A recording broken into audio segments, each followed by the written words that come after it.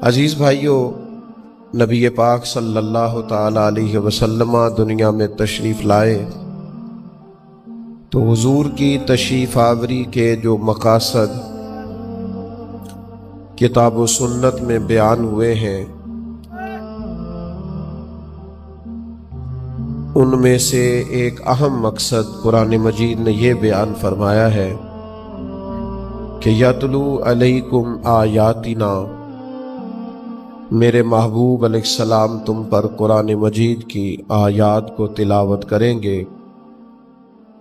وَيُزَكِّيكُمْ، اور تمہیں پاک فرما دیں گے۔ یاد رکھیے گا کہ ناپاکی کسی قسم کی بھی ہو وہ تکلیف دہ ہوتی ہے، غلاظت کسی قسم کی بھی ہو وہ تعفن پیدا کرتی ہے، ماحول کے اندر بدبو پیدا کرتی ہے، صفائی نفاست لاتی ہے، صفائی سے انسان اپنے آپ کو ٹھنڈا محسوس کرتا ہے۔ آپ لمبے سفر سے لوٹنے کے بعد بھی جب غسل کر لیتے ہیں تو کوئی منوں کے حساب سے وجود سے مٹی نہیں اترتی، لیکن اپنے آپ کو ہلکا پھلکا محسوس کرتے ہیں۔ انسان جب کپڑے تبدیل کر کے دھلے ہوئے کپڑے اور لباس پہن لیتا ہے تو اس کے لباس پر کوئی منوں کے حساب سے میل کچیل نہیں ہوتی، لیکن وہ کپڑے بدلنے کے بعد اپنے ذہن کو تازہ دم محسوس کرتا ہے۔ ہمیں اللہ تعالیٰ نے جو حبیب پاک علیہ السلام عطا کیے ہیں وہ دنیا میں آئے ہی پاکیزگی تقسیم کرنے، اور میرے نبی پاک علیہ السلام نے ہر قسم کی طہارت دنیا میں تقسیم فرمائی۔ حضور فرماتے ہیں میں آیا ہوں تو اللہ نے میرے لیے ساری زمین کو مسجد بنا دیا۔ مانا کہ آپ چھوڑ دیں جی بیٹا، چھوڑ دو، سب ٹھیک ہے، آپ اپنی اپنی جگہ پہ رہیں، ماشاءاللہ ٹھیک۔ یہ چند ایک دوست نہ ہر محفل میں ایسے محبت والے آ جاتے ہیں کہ وہ، ہم نے تو بعض جنازوں میں بھی دیکھا ہے بزرگوں اور علماء کے کہ 10-15 لوگ ہوتے ہیں آگے شور کرنے والے، لیکن وہ ہٹتے نہیں۔ بہرحال دعا تو کر سکتے ہیں نا، لوگ تو اپنے ہی ہیں، پیار والے ہی ہیں۔ اللہ تعالیٰ سمجھ عطا فرمائے۔ آپ تھوڑی دیر چھوڑ دیں اس کام کو، یہ لینا چھوڑ دیں، چند منٹ چھوڑی دیر چھوڑ دو۔ بیٹا، پیارے بیٹے ادھر آ جاؤ، آ جاؤ، تھوڑی دیر آ جاؤ، بعد میں لے لینا، آ جاؤ تھوڑی دیر کی۔ اللہ آپ کو خوش رکھے۔ نبی پاک صلی اللہ تعالی علیہ وسلم نے ہر قسم کی طہارت، ہر قسم کی پاکیزگی اپنی امت کو عطا فرمائی۔ حضور سید عالم صلی اللہ تعالی علیہ وآلہ وسلم نے اس قدر زیادہ طہارت پر زور دیا، پاکیزگی پر زور دیا کہ فرمایا صفائی نصف ایمان ہے، اس کو تمہارے ایمان کا حصہ بنا دیا۔ حضور کس طرح کی پاکیزگی ارشاد فرماتے؟ حضور علیہ السلام سوچوں کی پاکیزگی دیتے، برا سوچنا، بدگمان رہنا، لوگوں کے بارے میں اپنے دل کے اندر بوجھ بٹھانا، نفرت کرنا، اس سے بھی منع فرمایا۔ آغاز یہاں سے کیا کہ تمہاری سوچیں، تمہارے خیالات، تمہارے تصورات، تمہارا گمان یہ پاک ہونا چاہیے۔ یعنی حضرت جابر ابن عبداللہ رضی اللہ تعالیٰ عنہ فرماتے ہیں نبی پاک علیہ السلام نے اپنے وصال ظاہری سے 3 دن پہلے ارشاد فرمایا تم اپنے رب کے بارے میں جیسا بھی گمان رکھو گے نا، اللہ بھی تمہارے ساتھ ویسا ہی معاملہ کرے گا۔ تو پاکیزہ گمان ہونا چاہیے، تمہارا ذہن ہونا چاہیے اللہ جب بھی فیصلہ کرے گا رحمت والا ہی کرے گا، معاملات کرم والے ہی ہوں گے۔ اچھی سوچ، اچھا گمان، اچھی رائے یہ سوسائٹی میں خوبصورتی پیدا کرتی ہے۔ آپ دیکھیے حضور اس صفائی کو کتنا پسند کرتے ہیں۔ نبی پاک علیہ السلام نے فرمایا اچھا سوچنا بھی اچھی عبادت ہے۔ نہیں آپ صرف اچھا سوچا کریں، مثبت رہا کریں، ہر چیز کو منفی نہ لیا کریں. اور یہ گھر کے اندر بھی ضروری ہے، یہ دفتر میں بھی ضروری ہے، یہ اپنے فیملی ممبران کے ساتھ بھی ضروری ہے، آپ کے جو کولیگس ہوتے ہیں ان کے ساتھ بھی ضروری ہے. نبی پاک علیہ السلام اچھے گمان کی طرف رغبت دیتے. جب آپ کے غلام نے اس دن کہا تھا جس دن طائف والوں نے شدید سنگ باری کی تھی کہ حضور آپ دعا کریں یہ تباہ ہو جائیں، تو محبوب نے اس دن بھی ہدایت کی دعا کی. تو غلام نے عرض کی حضور 10 دن ہم نے طائف میں قیام کیا ہے، انہوں نے تو عرب کی جو روایتی مہمان نوازی ہے اس کا بھی خیال نہیں کیا، اتنی تکلیف دی، بد اخلاقی کا مظاہرہ کیا اپنے رویوں سے، تو آپ پھر بھی ان کے لیے ہدایت کی دعا کر رہے ہیں. تو یہ نبی پاک کی دی ہوئی سوچوں کو دیکھیے. حضور فرمانے لگے یہ نہیں نہ مانتے تو مجھے امید ہے آنے والی نسل مان جائے گی. تو اتنی جلدی مایوس ہو جانا، کہنا یہ لوگ ٹھیک نہیں ہو سکتے، یہ زمانہ ٹھیک نہیں ہو سکتا، یہ معاشرہ ٹھیک نہیں ہو سکتا. محبوب تو اگلی نسل کے بارے میں بھی اچھا گمان رکھنے کا ارشاد فرما رہے. تو سب سے پہلی تو میری گزارش یہ ہے کہ اللہ کے رسول نے ہمیں سوچوں کی پاکیزگی کا سبق دیا، اور پھر اس سے اگلی بات یہ ہے کہ زبان پاک ہو.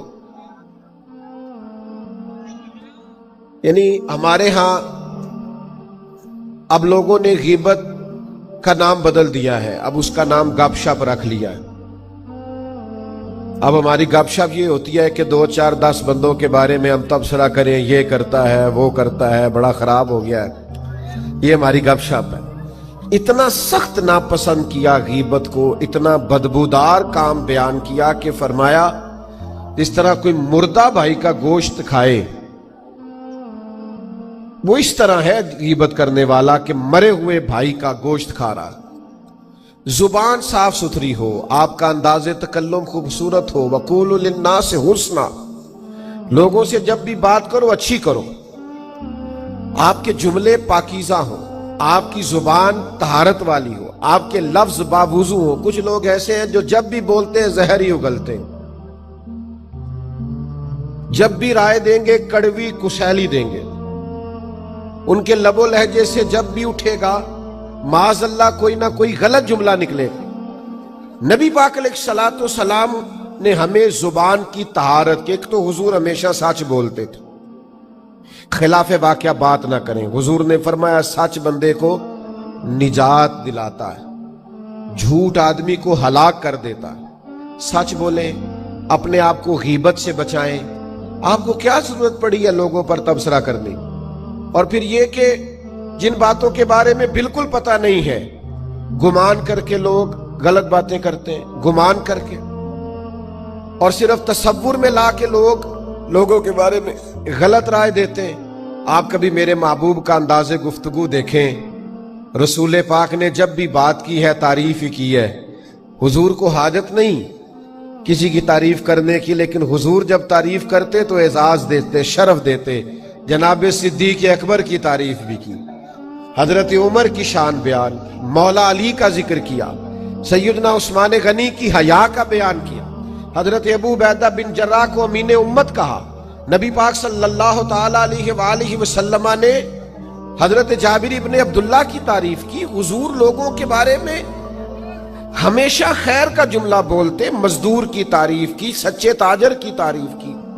استاد کے محبوب پاک علیہ السلام نے عظمت اور فضائل بیان کیے.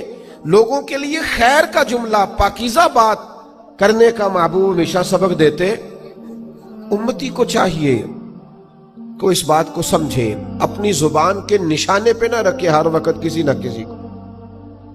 اور تیسری بات جو سب سے زیادہ اہم اور سب سے زیادہ ضروری ہے وہ یہ ہے کہ نبی پاک علیہ السلام نے دلوں کی پاکیزگی پر، روحوں کی طہارت پر زور دیا ہے. ہم نہ اپنا بات ظاہر خوب سجاتے ہیں، 2 گھنٹے لوگ آئینے کے سامنے کھڑے رہتے ہیں. اور اب چونکہ کیمرے چلنے ہوتے ہیں، اب تو جتنی دیر بیٹھنا ہوتا ہے، کسی محفل میں بھی لوگوں نے سیٹ ہو کے بیٹھنا ہوتا ہے، تصویریں جو بنتی ہیں اور خیر سے اسٹیٹس جو لگتے ہیں اور بھی کئی مصیبتیں ہم نے یہ ساری گلے ڈال لی ہوئی ہیں الا ماشاءاللہ. تو اب تو لوگ اپنے ظاہر کو سنوارنے کے لیے بڑی سخت محنت کرتے ہیں، لیکن یاد رکھ لینا بڑے اجلے لوگ، بڑی گاڑیوں میں بیٹھے لوگ، بڑے بنگلوں سے نکلتے ہوئے بھی بعض لوگ ہم نے بے چین دیکھے، بے قرار دیکھے ہیں، ذہنی تناؤ کا شکار ہیں، فکری انتشار کا شکار ہیں، قوت فیصلہ سے محروم ہیں، سمجھ نہیں آ رہی کیا کریں، کدھر جائیں، زندگی کی دوڑ میں اتنے آگے نکل گئے کہ صرف دنیاوی مفادات کی جنگ نے جکڑ دیا ہے چاروں جانب سے۔ یاد رکھنا جب روحیں پاک ہوتی ہیں، باطن پاک ہوتا ہے، دو چیزیں ہیں جو بندے کے باطن کو اجاڑ دیتی ہیں، دو چیزیں روح کو اجاڑ دیتی، اور خود نبی پاک علیہ الصلوۃ والسلام نے اس کی نشاندہی فرمائی۔ حضور فرماتے ہیں دو بھوکے بھیڑیے، یعنی بھیڑیا ویسے ہی خطرناک ہوتا ہے اور بھوکا ہو تو پھر کتنا خطرناک ہو۔ کریم فرماتے ہیں دو بھوکے بھیڑیے بکریوں کے ریوڑ میں چھوڑ دیے جائیں تو اتنا نقصان نہیں کرتے جتنی دولت اور شہرت کی محبت انسان کے باطن کا نقصان کرتی، اس کی روح کو پورے طور پہ اجاڑ دیتی، اس کا باطن پورے طور پہ بکھر جاتا ہے، لوگوں کو پتہ ہی نہیں ہوتا لیکن ٹوٹ چکے ہوتے۔ تو یاد رکھ لیجئے گا کہ روح کی طہارت، باطن کی پاکیزگی، یہ تزکیہ نفس ہے، قرآن مجید کا بنیادی عنوان ہے۔ نبی پاک صلی اللہ تعالی علیہ وسلم کے فرائض نبوت میں سے ایک اہم بات کہ حضور نے باطنی طہارت پر زور دیا، اور حضور فرمانے لگے کیوں زور دیا؟ ظاہر ہے ہم سب کا عقیدہ ہے کہ ساری کائنات سو جاتی ہے لیکن اللہ تعالیٰ کو نہ اونگ آتی ہے نہ نیند آتی ہے، تو رب دیکھتا ہے، ہر وقت دیکھتا ہے، اپنے کرم سے دیکھتا ہے، اپنی رحمت سے دیکھتا ہے۔ اللہ کے حبیب علیہ الصلوۃ والسلام فرمانے لگے یاد رکھنا رب نہ تمہارے چہرے دیکھتا ہے نہ تمہاری جیبیں دیکھتا ہے، وہ جب بھی دیکھتا ہے تمہارا دل ہی دیکھتا ہے۔ تو جس چیز کو اللہ نے دیکھنا ہے اس کے محبوب نے دیکھنا ہے۔ آپ کو پتہ ہے ہمارے پاس سب سے قیمتی چیز کیا ہے؟ ایمان۔ تو ایمان کا بنیادی مرکز کیا ہے؟ دل، آپ کی روح، آپ کا باطن۔ ظاہر سے تو اونچے اونچے نعرے لگائیں، آج کل جیسے رواج ہے نا ہماری محفل میں کہ جس کا ایمان پکا ہاتھ کھڑے کر لو، تو بھئی ہاتھ کھڑے کرنے سے ایمان پکا آپ کو کیسے ثابت ہو گیا؟ وہ ایک رنگ بن گیا۔ آپ کے باطن کی کیفیت کیا ہے؟ اگر باطن اجڑا ہوا ہے، آذان ہو گئی ہے اور آپ فارغ بیٹھے ہیں موبائل پہ، آپ نماز پڑھنے نہیں جا رہے، آپ کو کسی مظلوم پر رحم نہیں آ رہا، کسی بھوکے پر ترس نہیں آ رہا، آپ کی تجوری پیسوں سے بھری ہوئی ہے اور آپ کے محلے میں لوگ سسک رہے ہیں بھوک سے، آپ کو خیال نہیں آ رہا، تو پھر میرے بھائی روح کی طہارت کی ضرورت ہے۔ نبی پاک علیہ السلام نے جو کمال کیا ہے وہ یہ ہے کہ حضور نے انسان تعمیر کیے ہیں، انسانیت سازی کی ہے۔ نبی پاک حضور نے انسانوں کی تشکیل کی ہے۔ ہوتا ہے نا لوگ کہ میں نے بلڈنگیں بڑی بنائی تو میں نے کارخانے بڑے لگائے تو میں نے فلاں ترقیاتی کام بڑے کیے۔ میرے محبوب پاک نے حضرت صدیق اکبر جیسے لوگ تیار کیے، حضرت فاروق اعظم جیسے لوگ تیار کیے، جناب عثمان غنی جیسے رجال تیار کیے، مولا علی جیسے شیر تیار کیے۔ یہ رجال حضور نے تیار کر کے سوسائٹی کو دیے۔ معاشرے کے اندر جب اس طرح کے لوگ ہوں جن کا تقوی ضرب المثل ہو، جن کا اٹھنا بیٹھنا لوگوں کے لیے نصیحت کا باعث ہو، جن سے ملاقات کر کے کلیجے ٹھنڈے ہوتے ہو، عبادت کو دل کرتا ہو، روح تازہ ہوتی، تو یہ لوگ زمانے کے لیے پھر رہنما اور مقتدا بن جایا کرتے ہیں۔ ایک دن حضرت عمر بیٹھے ہوئے تھے تو آپ کے ارد گرد چند لوگ بھی بیٹھے تھے، تو کسی موضوع پر گفتگو ہو رہی تھی، تو لوگ اپنے اپنے جذبات کا اظہار کرنے لگے۔ ایک صاحب نے کہا کہ میرا دل کرتا ہے میرے پاس پہاڑوں کے برابر سونا ہو اور میں اللہ کے راستے میں خیرات کر دوں۔ یہ اچھے ارادے، اچھی نیتیں، ان نیتوں پر بھی اللہ بڑا اجر عطا کرتا ہے۔ تو ایک شخص نے عرض کیا کہ میرا دل کرتا ہے کہ میرے پاس بے پناہ دولت آئے اور میں شام ہونے سے قبل اللہ کے بندوں میں بانٹ دوں. لوگ اپنی اپنی رائے دے رہے تھے کہ مجھے اللہ اس طرح دے تو میں، اور آج بھی اس طرح کے اچھے جذبات والے لوگ معاشرے میں پائے جاتے ہیں. اللہ تعالیٰ اگر انہیں نوازتا ہے تو وہ اللہ کے بندوں پر خرچ کرتے ہیں. اب سب نے اپنی اپنی رائے دی تو حضرت عمر کی طرف لوگ دیکھ رہے تھے کہ جب اس موضوع پر بات ہو رہی ہے کہ مجھے اللہ یہ دے تو میں اللہ کے رستے میں خیرات کروں گا، اللہ مجھے یہ دے تو میں اس کے رستے میں خیرات کروں گا، تو جناب عمر بھی کچھ بیان کرے. تو حضرت عمر فرمانے لگے میرا دل کرتا ہے اللہ مجھے حضرت معاذ ابن جبل جیسے اور بندے عطا کرے، اللہ مجھے حضرت ابو عبیدہ بن جراح جیسے اور لوگ عطا کرے. میرا دل کرتا ہے اللہ تعالیٰ اس امت کو حضرت جناب سعد بن ابی وقاص جیسے کچھ اور افراد دے، اللہ اس طرح کے کچھ اور بندے پیدا کرے تاکہ اللہ کے بندوں کے لیے مزید لوگوں کی آسانی کا بندوبست ہو سکے، تاکہ دین کے مزید مضبوط ستون تیار ہو سکے. اس طرح کے رجال کار اللہ دے.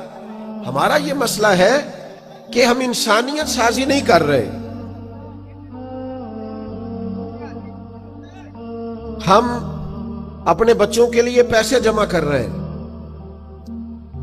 محلات تعمیر کر رہے ہیں. زیادہ غور کرنا کیا کہہ رہا ہوں. تجوریاں بھر رہے ہیں. سوال ہوتا ہے تو نے بچوں کے لیے کیا بنایا؟ میں نے تو جی فلاں بنا دیا ہے. اور نبی پاک علیہ السلام نے کیا فرمایا؟ حضور نے فرمایا کسی باپ کا اپنی اولاد کے لیے سب سے بہترین تحفہ یہ ہے کہ اسے اچھا ادب سکھا دے، اس کے اخلاق کو تعمیر کر دے، اس کے رویے درست کر دے. آپ کے بچے کے پاس لاکھوں روپیہ ہے لیکن وہ بلا کا ضدی ہے، بڑا مہنگا موبائل ہے لیکن 1 منٹ کا حوصلہ نہیں اس کے پاس، تسلی نہیں، مزاج میں ٹھہراؤ نہیں، وہ اپنی ماں کا غصہ بھی برداشت کرنے کو تیار نہیں، وہ اپنے دادا کے 2 جملے سخت بھی سن نہیں پاتا. تو آپ نے کیا تعمیر کیا ہے؟ بس آپ نے اس کو جائیدادیں اکٹھی کر کے دے دی، مال و دولت اکٹھا کر کے دے دیا.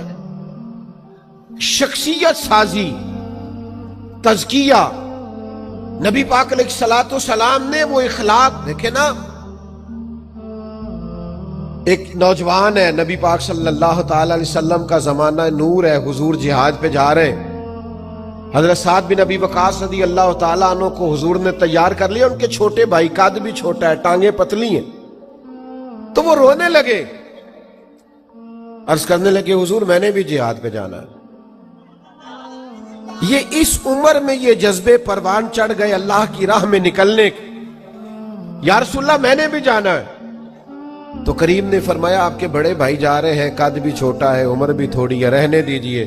تو عرض کرنے لگے مہربانی کرے میری کشتی کرا کے دیکھ لیں.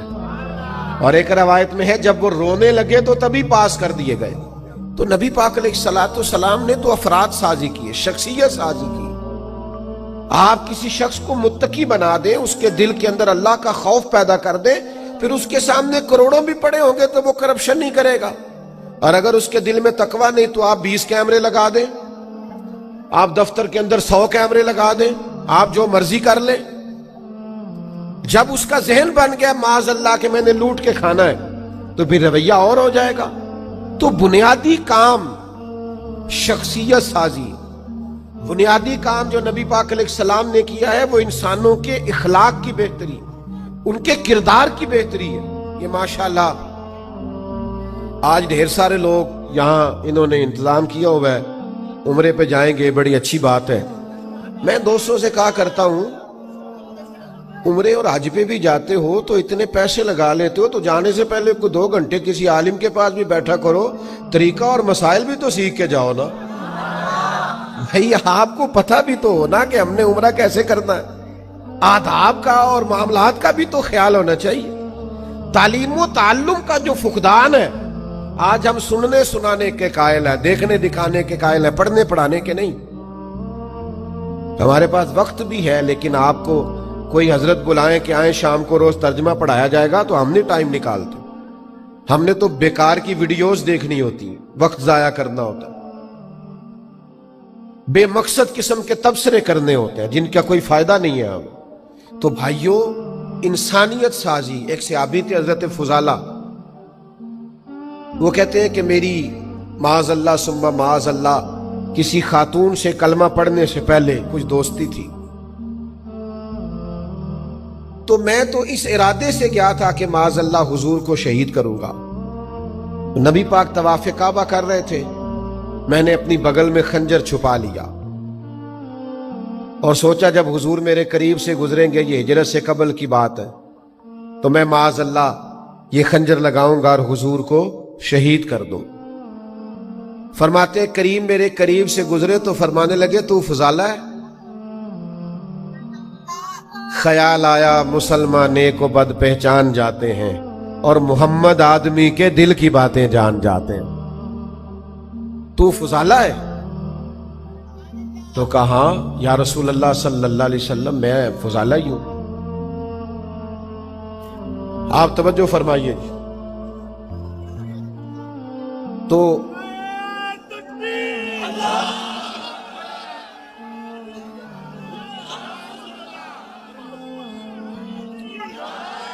آپ تشریف رکھیں جی، کچھ نہیں ہوا، اطمینان سے بیٹھیں، اللہ جزائے۔ بیٹھ جاؤ بیٹا، او پیارے بیٹے بیٹھ۔ اللہ تعالیٰ ادھر دیکھیں، میری دو ایک باتیں رہ گئی آپ سن لیں۔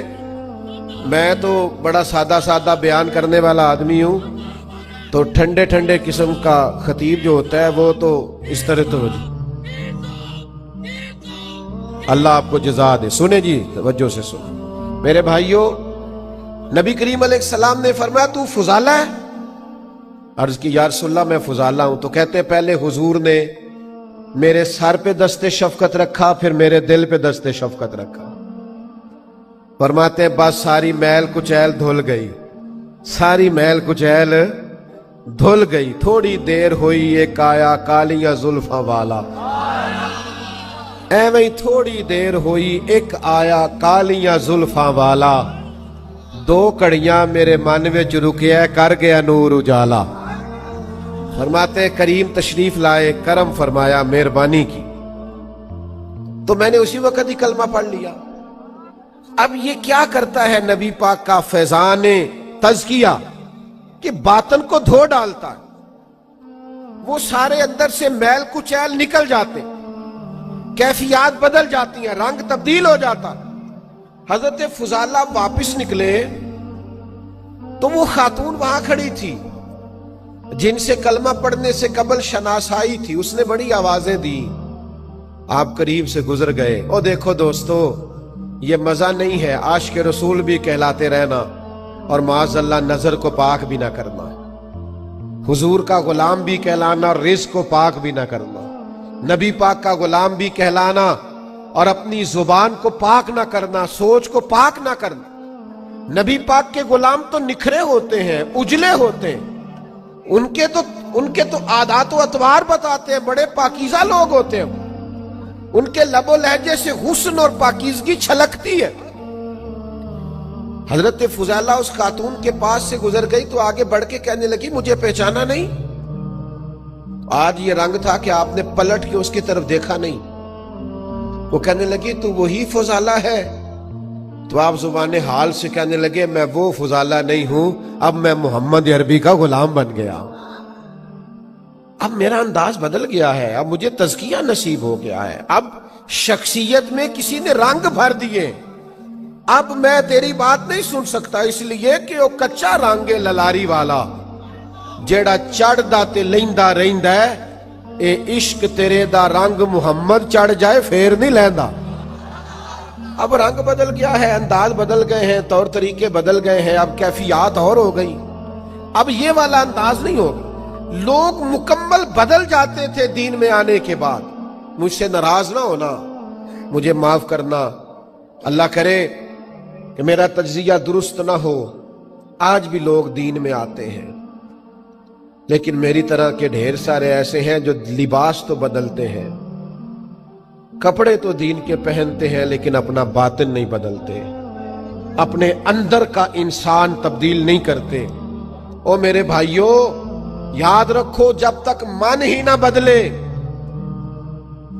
مجھے زندگی میں ایسے مجبور لوگ بھی ملے ہیں، جو کہتے ہیں پیر صاحب کوئی دعا کر دو، سارا کچھ ہے، میرا نماز پڑھنے کو دل نہیں کرتا، آپ یقین کرو ترس آتا ہے۔ اس کو یہ بھی ایک سزا ہے کہ رب سب کچھ دے اور سجدے کی توفیق نہ دے، یہ معمولی سزا ہے؟ سب کچھ لے لے جا، تجھے دیا اور میرے گھر نہ آنا۔ اللہ کے بندو، اپنے تزکیہ پر توجہ دیں، اپنی شخصیت کے نکھار پر۔ اگر اخلاق میں، کردار میں، لب و لہجے میں، اٹھنے بیٹھنے میں کوئی تبدیلی نہیں آئی تو رنگ برنگی ٹوپیاں پہننا اور رنگ برنگے کمکمے لگا لینا اور رنگ برنگی ادائیں اپنا لینا اور خو بخو محفلیں اور جلسے کر لینا، اس سے انداز نہیں بدلیں گے جب تک ہم وہ انداز اور اطوار تبدیل نہیں کرتے۔ حضرت بایزید بستامی رحمت اللہ علیہ سے کسی نے کہا آپ تقریریں کیوں نہیں کرتے؟ تو آپ فرمانے لگے جس نے ہماری خاموشی سے کچھ نہیں سیکھا اس نے ہماری تقریر سے کیا سیکھنا ہے۔ مجھے میرے بھائی کہہ رہے تھے آج لمبی تقریر کرنا، تو میری زندگی میں عادت ہی نہیں ہے بہت لمبا جانے کی۔ امام جعفر صادق رضی اللہ تعالیٰ عنہ سے کسی نے کہا تھا حضور میں دین کی تبلیغ کرنا چاہتا ہوں، کوئی طریقہ بتائیے۔ تو امام جعفر صادق فرمانے لگے دین پہ عمل کرنا شروع کر دے، دین کی تبلیغ ہونے لگ جائے گی۔ آپ بچوں کو سچ کا لیکچر نہ دیں کہ بیٹا سچ بولا کرو، لیکچر نہ دیں، آپ گھر میں سچ بولا کریں۔ بچوں کی اماں ان کے سامنے کہہ رہی ہوتی ہے کہ تو سچ نہیں بولتا، بتاتا کہیں ہے کہ تو سچ کہیں ہے۔ تو جب آپ کا سچ آپ کے گھر میں موجود نہیں ہے تو آپ کا بیٹا آپ کے ساتھ سچ کیسے بولے گا؟ آپ بچوں کو نماز کا لیکچر دیتے ہیں، نماز کا لیکچر نہ دیں، گھر میں نماز پڑھا کریں، بچے نماز پڑھیں گے۔ آپ ان کو لیکچر نہ دیں، آپ ان کو بدل کے دکھائیں، انداز بدل دیں، چیزیں ٹھیک ہو جائیں گی۔ طور طریقے بدل دیں، چیزیں بہتر ہو جائیں گی، رویے ٹھیک ہو جائیں گے۔ لیکن اگر ہم بدلتے نہیں، ہم چاہتے ہیں ہماری خالی تقریروں سے انقلاب آئے، ہمارے نعروں سے لوگ بدل جائیں، تو بھئی ایسا نہیں ہوگا۔ ہمیں کچھ نہ کچھ اپنے کردار میں، اخلاق میں، رویے میں، لین دین میں، معاملات میں تبدیلی کرنا ہوگا، ہمیں اپنے آپ کو بدلنا ہوگا۔ اب تو میری بھی ایک عمر ہو رہی ہے تقریریں کرتے، کبھی کبھی سوچتا ہوں اور گہرائی میں چلا جاتا ہوں کہ یہ کوئی رسم تو نہیں ہے کہ آپ 1.5 گھنٹہ 2 گھنٹہ بیان سنیں، آپ 2 گھنٹہ نعت سنیں، اور یہ کہ وہ ساری بات آپ نے سن لی اور آپ پر اس کا کیف بھی طاری ہوا، لیکن اس کا نتیجہ بھی تو کوئی نکلنا چاہیے۔ یعنی استاد سبق پڑھاتا ہے تو سال کے بعد رزلٹ پوچھتا ہے، نتیجہ مانگتا ہے۔ ہمیں اب کچھ نتائج کی طرف بڑھنا چاہیے، ہمیں اب کچھ آگے کی طرف دیکھنا چاہیے۔ ہم بڑا بانٹتے ہیں، بڑی خیرات کرتے ہیں۔ حضرت عمر بن عبدالعزیز کے زمانے میں بھی لوگ بانٹتے تھے، پر اتنا بانٹتے تھے کہ لینے والا کوئی نہیں ملتا تھا۔ اب ایسا کیوں نہیں ہے؟ اس لیے کہ ہمارا انداز اس طرح کا ہو گیا ہے اور لینے والوں کی طلب اس طرح کی ہو گئی۔